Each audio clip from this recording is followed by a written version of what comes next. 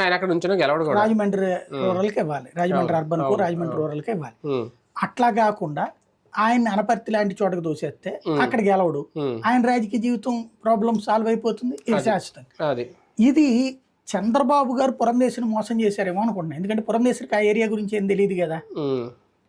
తెలుసుంటే అసలు అనపర్తిలో బీజేపీ ఎట్టా గెలుస్తుంది, సోమవీర్రాజు గెలవకపోతే తను కూడా ఓడిపోతాను కదా ఒకవేళ అక్కడ సీట్ వస్తే అని అనుకోవాలి కదా.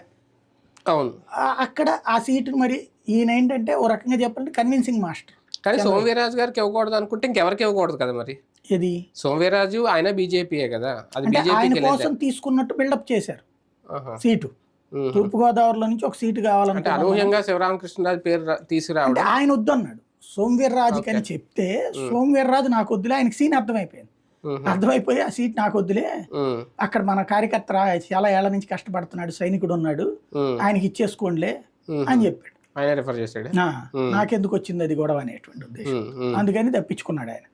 కాబట్టి అక్కడ జరిగినటువంటి మోసం చంద్రబాబు ఈమెను మోసం చేశాడు, లేకపోతే ఈమె సోమవీర్రాజు కోసం చంద్రబాబుతో చేయగలిపిందో దాని